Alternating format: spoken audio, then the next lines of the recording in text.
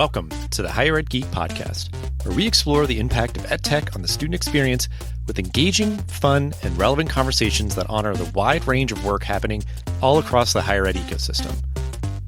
I'm your host, Dustin Ramsdell.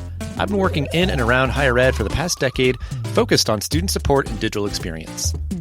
Join me every week for discussions with some of the best minds in education technology who'll be bringing you their perspectives on how digital transformation is reshaping the way we recruit, engage, and graduate learners.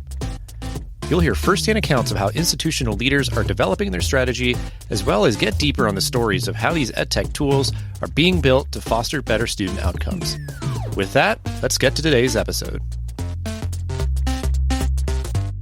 Greetings, everyone, and welcome to this bonus live episode of the Higher Ed Geek Podcast, recorded here at South by Southwest EDU in Austin. If you're following along, this is our final episode that we're recording at the event. Everything's wrapping up. It's the crossover day. Everything's kind of changing over to, what I like to call like South by Prime. There's like all the different kind of fractured different things going on. But excited to wrap things up, kind of continuing on our conversations, talking about equity and EdTech and improving its worth and different things like that, but just obviously grounding that also in kind of the renewed conversations around AI. I think just kind of like increasing kind of scrutiny in that area of, EdTech, proving its worth, equity, all those kind of things. So before we get too far, I am here with a fellow member of like the Fohi community. I know we kind of got connected that way. So excited to kind of, speak with you, GP. And if you want to briefly introduce yourself and your background, and then also, I know you're doing work with Edvisor.AI. If you want to just kind of briefly explain what that organization does. Yeah, Dustin, so happy to be here. It's been just a great conference for me too. And yes, a palpable re-up of energy is here today in downtown Austin. But lots of really rich conversations that I'm really grateful to have been a part of. My name is Phillip LeBourdais, which is a mouthful, of course, so I tell people to call me GP.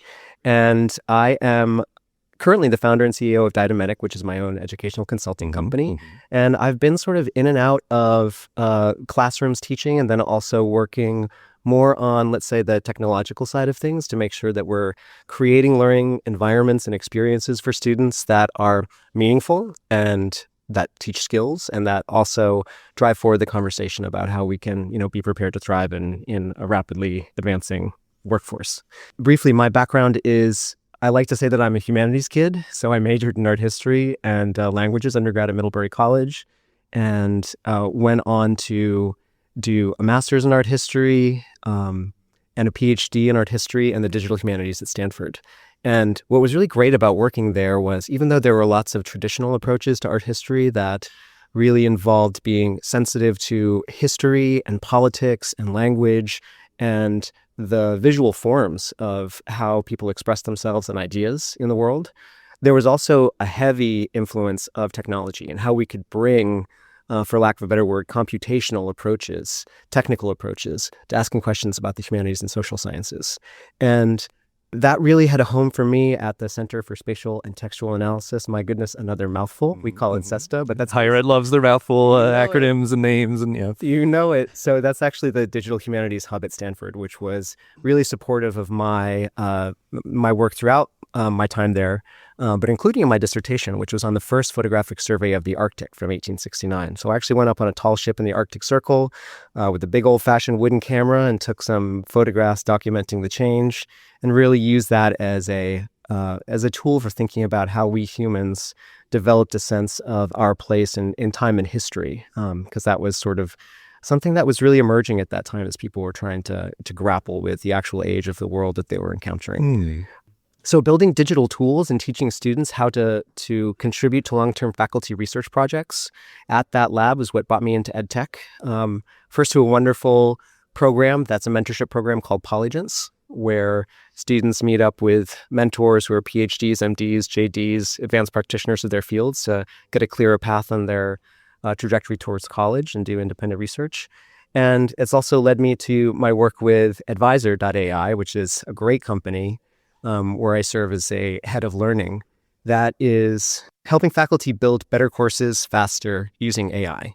And more simply described, the platform takes a syllabus that you have created already or that is freshly minted and generates the full course architecture from just that syllabus. Learning outcomes, module structure, reading, and even assessments. And what I really like about this tool as it's evolving is that it steps away from just the simple use of AI as a chatbot, which we know has pros and cons in terms of teaching students certain things, and tries to develop a more holistic environment for learning that includes not only really clearly defining what learning outcomes are, but actually creating the mechanisms that we know from good learning science research lead to those learning outcomes by design, in the way the course material flows, in the way that assessments are presented, and importantly, in the way that we prompt students to reflect on their learning journey.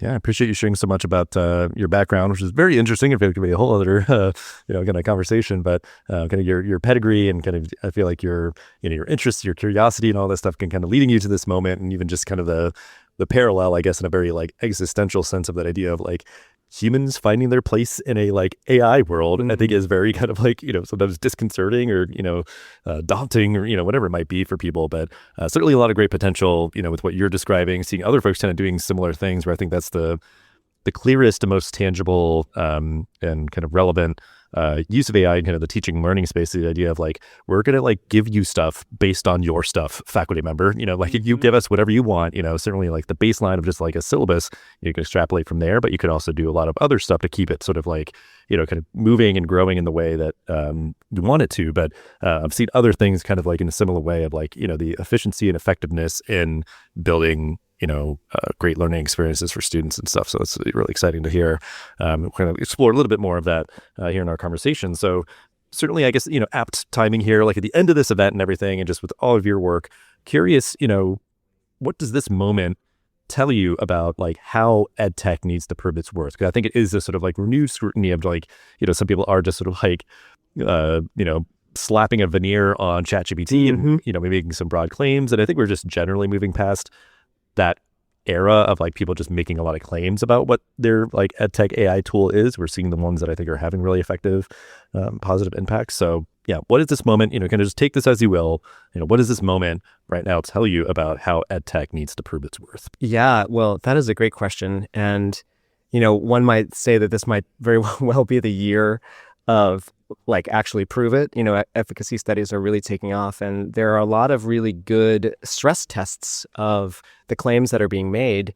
I think of the work of Jared Horvath, who has a great polemic for a lot of us to think about ed tech generally being a lie, and that a lot of the efficacy that's been promised over the course of many years at this point hasn't materialized in the ways that we might have hoped.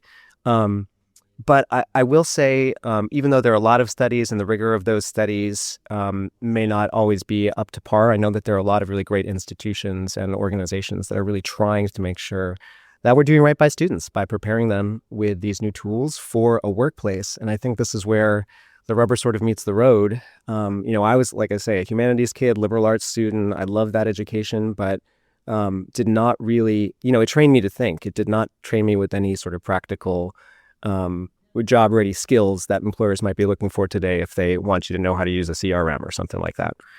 This was a conversation that happened this morning with a startup university called Polymath University I attended, and they're doing fascinating work trying to bridge the gap between teaching students to think in different ways and also saying, well, you still got to be career ready. Employers need you to be able to do things day one. How do we make sure that you can do that as well? So I think that this is sort of the moment where we move past the froth of these few amazing years of development with AI, thinking back to, 2023 or something, the leaps and bounds we have come since then. We know that the technologies are there and can be used to great effect. And now is the time to actually show what those effects might be, I think. Yeah, I think it is that, like, it was funny, like seeing kind of dispatches around that idea of like, oh, we have all this ed tech and what do we have to show for it? Like everything's kind of just still plateaued, whatever else, and all this money that's been spent. And it's like, I think there was maybe like some cultural resistance, certainly like if it was just sort of like companies that were like venture backed, grow at all costs kind of thing, and just looking at, ed tech as like a, sort of an opportunistic sort of lens or whatever. But so I think there was like a sliver of like a resistance maybe to like that scrutiny and having to like kind of prove yourself or whatever. But yeah, now the idea of, that there's just the renewed scrutiny in kind of this AI era, but I think that like using AI to then like evaluate and do the measures and, whatever else, it's like, I guess that's my hope, is that like, it's not that there hasn't been an impact, it's that we like weren't as capable as we as we now are to capture that impact. Yes, I see. But then, that just the idea of, the stakeholders there's just kind of a, also an air of, desire for accountability, from from institutions, like societies holding these institutions accountable for how they're like serving learners. But I think that is sort of like spilling over and carrying over into, these maybe kind of resource-strapped institutions needing to make sure that they are, deploying, effective tools and everything. Yeah. And, I definitely see that happening too, looking at the higher education landscape more broadly. Like, I live in San Francisco, where the oldest arts institution in the state just shuttered its doors in CCA. Vanderbilt is taking over the space, but it's just I think one of those signs that there will be a lot of consolidation in the years ahead. And people are really, more so now than ever, going to be asking, what is the premium that this education will give me in the workforce? And as someone who loves learning for learning's sake and the liberal arts, it is sort of painful to, operationalize the degree that extremely. But in a space where everyone's competing for students and the number of students going to college is decreasing and there is an erosion of confidence in higher education, we really need to be able to show people that you're going to get skills here that are not only enriching for you to contribute to society in a meaningful way, but also that will give you a job so you can find some measure of economic security. So the other thing I'll add is that, there's a lot of wonderful folks here in the K-12 space as well, and lots of startups there where there's been, both a lot of good traction for some organizations and a lot of froth. And I'll say that, as a parent of a 6-year-old and a 9-year-old in public schools, I'm really wary of a lot of the interventions that might be made into especially young minds. I just came from a great panel on creativity where he was saying that, these are really young, impressionable minds in the K through 12 space, and we have to be very sure that we're not just using them as guinea pigs. That we know that there's some evidence behind things before we sort of throw, the next chatbot or laptop in their face, and tell them to make it up as they go. And that's why, speaking to the FOHI community specifically, that's why I personally am really excited about the opportunities there as prefrontal cortexes get a little bit more hardened and students know what they're going after. There are a lot of interactions and environments that we can think about designing that can really help to launch those young people, still young people, but also that we feel like they're beginning to be formed as people and are ready to sort of take on those challenges that the new tools will provide. Some good call out there on like that guinea pig kind of like. There's obviously a place for like prototyping, piloting, whatever, but it maybe is just like I don't know, just thinking about how you can do that, and I think in a sort of ethical way to kind of start to segue to my next question here. But I also like the word choice of like the froth to what if it's like the sizzle mistake or like the froth and the the actual drink. I guess choose if it beer or coffee or whatever you get the foamy top. It's like actually what the actual drink.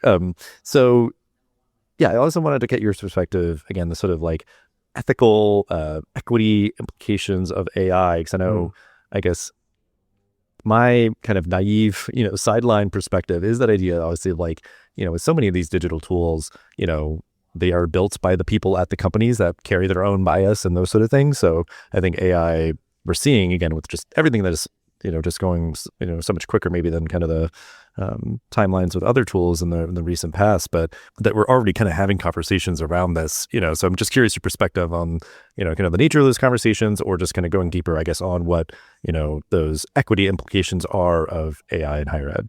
Yeah, it's a great question. And one of the reasons I love conferences like this one is that you encounter so many people that are sort of outside of your normal horizon of influence.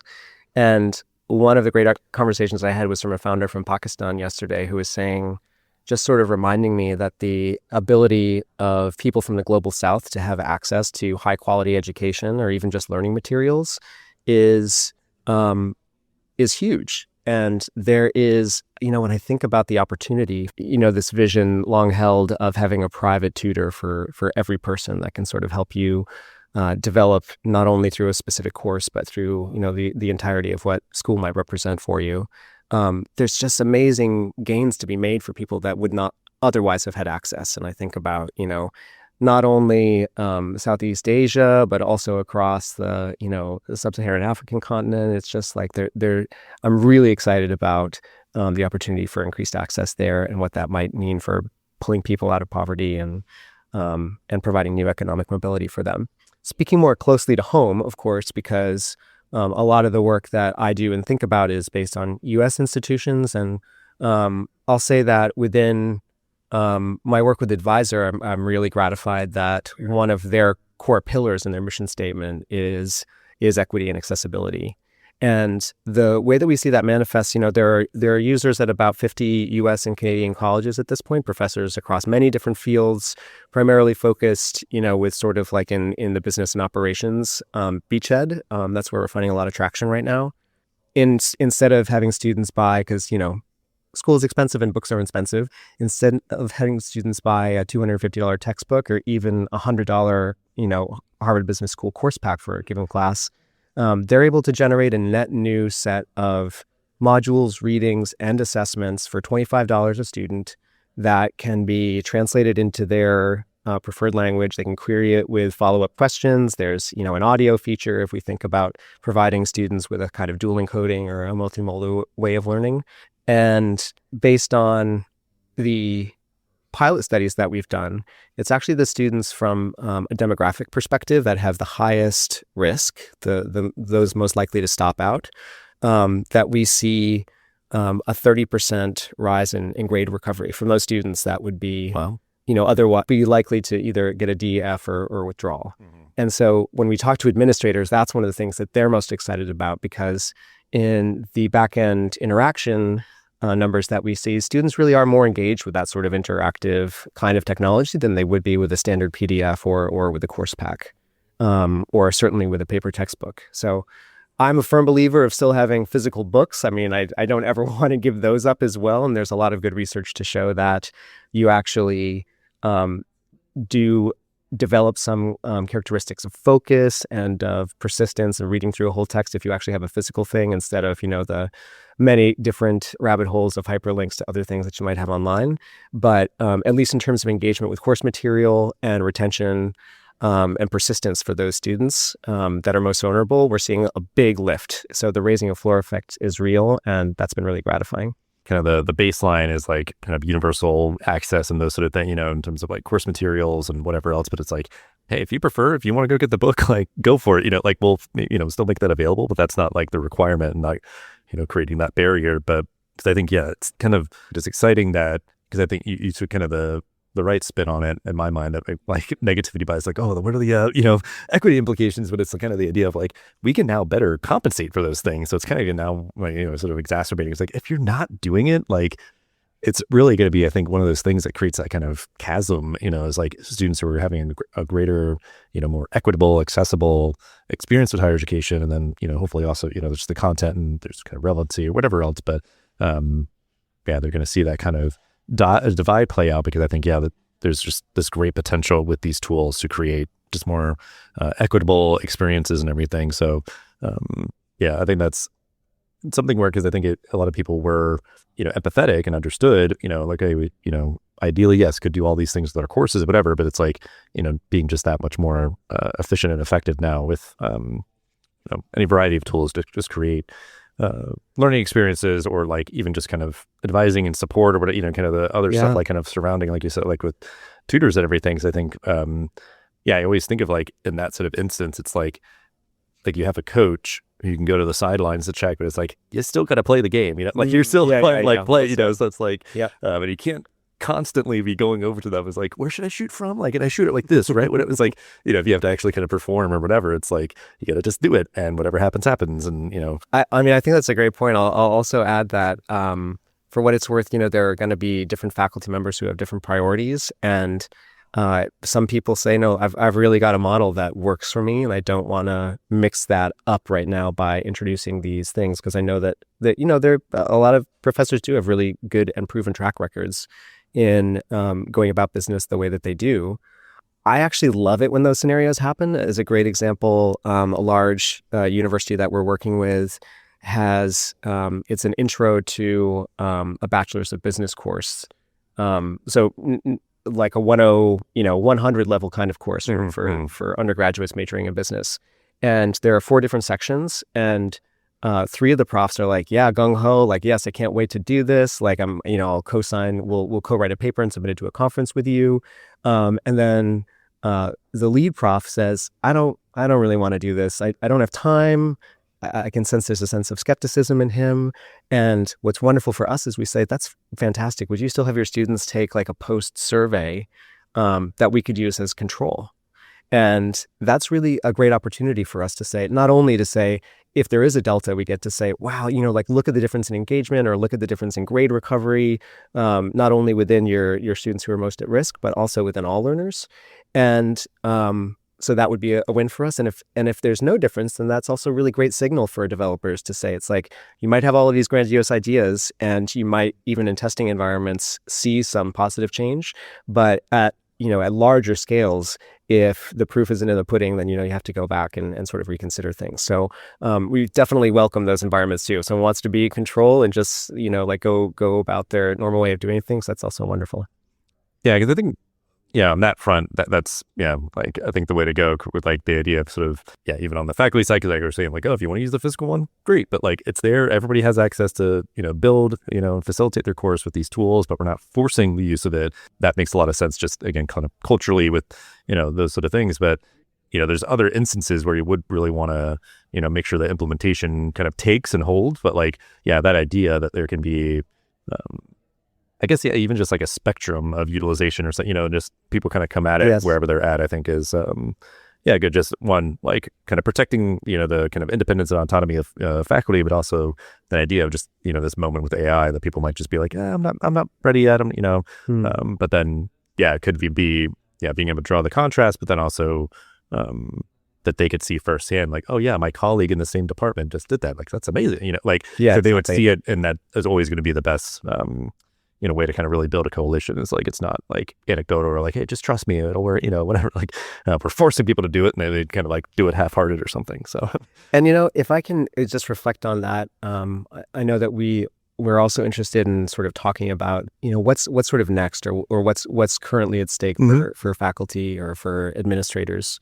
On my panel yesterday, which was called Educating Minds, Critical Thinking in the AI Era, one of the sort of consensus points of conversation was that we really shouldn't be embracing sort of a choose your own adventure, or at least a multiplicity of approaches in terms of the implementation of these tools. I really don't think that we have strong signal that there's a right way of doing things. It's important to have students there to be co-creators and to think about, what could be valuable for them, what's gratifying for them, what's challenging for them, and have their voice as stakeholders in that conversation. But just as an example, one of the other panelists I was speaking with is Eddie Watson, who is the VP for Digital Innovation at the American Association of Colleges and Universities. He's written a great book called Teaching with AI that's, very, very popular. And we were talking about, very often I think about, you show up to campus and you get oriented in the library. And you get taken around saying, like, this is where you do research. This is how this thing works. This is how that thing works. Here are your subject area librarians who are happy to help you, blah, blah, blah. We have created something, actually in conversation with some of the experts at Deep Learning AI, that's like an intro, 3 core courses, Intro to AI for Academic Work 101 on the Edvisor platform, that I think is great. And that's sort of like baked into a lot of the work that faculty do in creating their own syllabi for their own classes. At the same time, if you do that at the beginning of the year, think about how fast things have changed since even the beginning of this academic year.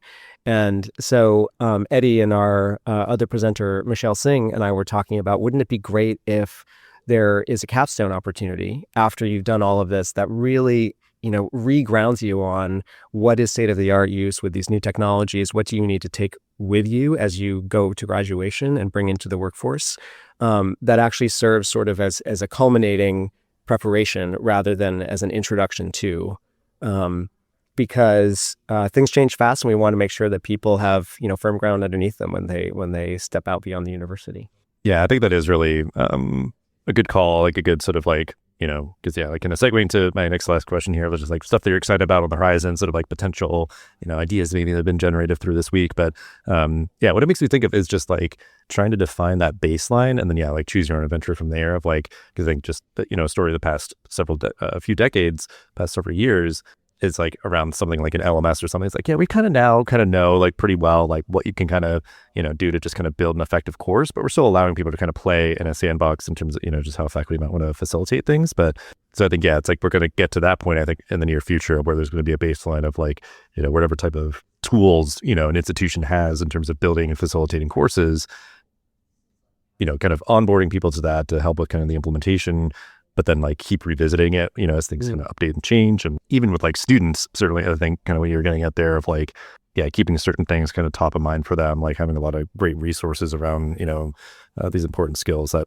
likely would have been kind of sprinkled and embedded like throughout their experience. But like, similar to like have an orientation, I don't know, have like a, after, I don't know what you'd call it, but like a, kind of this like last step kind of thing, as they're preparing for graduation. But I think it's just anything else, as you're reflecting that you're excited about with your work, new stuff coming up with, Edvisor.AI or whatever else. But just anything you're excited for. Yeah, continuing on, what you just mentioned, that idea of being with students throughout the journey. This is something that we all already think and we all already aspire to. I was speaking actually with someone at a Movers and Shakers event last night, just an amazing person, an educator here at a charter school in Austin who's familiar with this phenomenon of looping, where basically a single teacher, usually in the K-12 level, follows students for several years. So they stay with the same students for several years. Instead of saying, I'm the first grade teacher, you're the second grade teacher, someone else is the third grade teacher, they say, I'm going to be the kindergarten through fourth grade teacher for this whole set of kids. And what's fascinating is that, this is very much in line with Isabel Howe's work in her Love to Learn book. It's basically saying that we need to be providing the social emotional connection with young students, especially to show them that they can grow and that they are safe and can try new things. And so Mark is actually doing, I don't know if you would call it extreme looping, but he's basically following these students from K all the way to 12th grade. And so a number of families have signed on, they're sprinkled in with other classes as well. But if you compare the academic achievement, especially in math, of those students, and I think he might be just focused on teaching math, given the same material, all our controls being equal, the students that have been with him for those looping years are, performing in the top 10%. Because they, presumably because they've formed this experience of trust with him. And I think in the higher education space, the economies of scale are different and the class sizes are different and the ability for emotional connection is very different. But we do all, I think, still aspire to say, I want to be with this person to grow. Incidentally, this is why I love organizations like College Track, which, makes a commitment to a person beginning in 9th grade, sees them through high school, gets them into college, and then helps them land jobs after college. It's a 10-year commitment that both sides are committing to. And broadly speaking, if we think about not just from the connection space, but sort of the assessment space, I think that that's what's really exciting about AI generally and possibly multimodal AI like primary voice AI, where you don't have to worry about being there to take notes all the time. You can be there present in the moment in conversation with students. You can track that learning growth over time, and we can embrace a model that allows assessments to be much more formative rather than just summative. So instead of saying your entire grade is going to depend on, 50% of your grade is going to depend on the final exam and then break everything out else as you will, to say, like, we really want you to demonstrate learning growth over the course of your time in this class or in this year or in this degree program. So that's sort of a little far-fetched and like hand wavy at the horizon and everything, but as a really good example, like a practical example with Edvisor, one of the features that we've recently released that faculty really like is called oral defense. And basically what happens is after a student submits a work of writing, could be a short answer, could be a long essay, an AI reads that immediately and generates a set of questions based on the submission that the student has to get onto a video recording immediately and respond to. And, this could range from anything like, how did you decide on this line of argumentation? How would your argument change if this core premise was changed? And, even to the level I could imagine of, why did you cite this source and not that source, or something like that?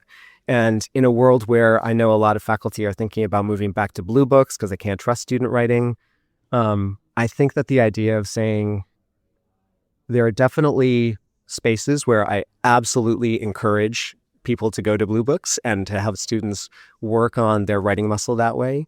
But there are also ways of getting students to reflect on their work and on the process of creating work that we know is going to be in some way in conjunction with AI, that isn't punitive or that isn't surveillance. That's saying, like, we know that this is happening. We want you to be able to still draw something from that learning process, the writing process, the argumentation process, internalize it, and be able to prove it in a way that shows that you've actually learned something.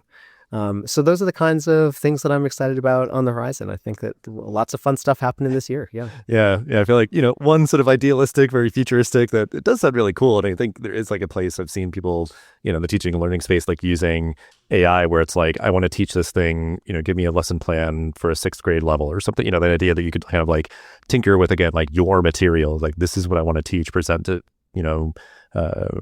like give me kind of a lesson plan to present it in a way, like a certain kind of medium or for a certain audience or whatever else. But then on the other side, like very just kind of a new thing with the oral defense, like that's sort of a way that people can kind of chart into the future and empower their students to kind of show their work, and that sort of thing. If they might, again, like use AI, it's kind of that idea of like, okay, like snap, and kind of, defend your work, like, I think that's really cool because I think, there's other ones that I know of that kind of like, within sort of the learning environment, it's kind of tracking, and you might say like, okay, for this assignment, you can use AI and all that. And I'm like, show me how you got there, like show me your prompts and all that. It's like, oh, yeah. It took you maybe twice as many prompts as you, could have if you went like this way. So like, I don't know. Yeah. That idea of kind of like transparency or, I don't know, I guess, like it being kind of like collaborative in the sense of like, you give an answer as a student for an assignment, and then it's kind of just like, show me how you got there, or sort of like kind of evaluating like, why did you decide to go this way or whatever else. And as an example of that, I have a colleague, Andy Van Schack, who teaches, I think he's in like organizational theory and education at Vanderbilt, but he has classes in which he requires students to use AI for every assignment, and we'll give them the initial prompt and then say, show me your chain of reasoning, not the AI's chain of reasoning, to get to the desired outcome. And like I say, I'm also I've sort of all the above approach where I think that there is a virtue to sitting down and trying to like get something out in a shorter period of time in a blue book. And there's also a great virtue to doing that sort of like fully transparent interaction with AI as part of the assignment. So yeah, I think that idea of like, let's all have a little imagination, it could be a both and situation, not just like, oh, well, yes. We got AI. It's like, go burn all the blue books, I guess. We're not going to use those again. It's like, nope, if you kind of are, using your imagination, being clever, you can find like really effective ways to kind of like stick with the analog stuff, stick with, AI for something, or kind of, to see how that might work. But so, we've been talking about a lot of great stuff. We'll wrap up here with our common question we're asking everybody: advice that you would give to other higher ed leaders navigating this moment. Oh, yeah. One of the phrases that I shared yesterday that isn't like a closely held opinion, but it's one that's been sort of popping into mind recently, is epistemic humility, which is to say the way that we think about knowledge, just being humble about that right now. And that's sort of by way of modeling to students that we might not have all the answers, just like AI does not have all the answers. So more practically, when we're talking to students, I like to say things like, treat the output of AI as the beginning of a conversation, not the end of a conversation. So that's sort of a rule of thumb, I suppose, that one might take to lots of different approaches. But more in a more focused way, I would say that sort of all of the above kind of approach, I think, is a good one to take right now.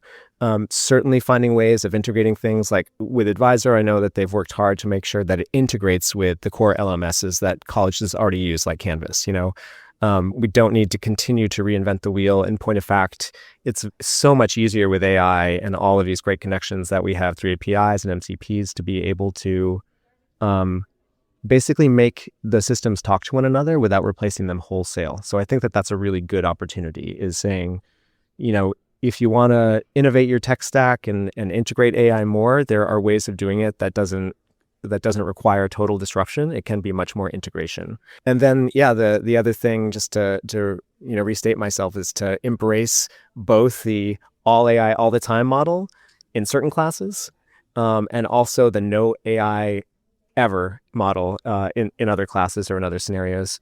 I wrote a white paper last year from some experiences teaching AI and basically design online with a friend, mostly for creative professionals.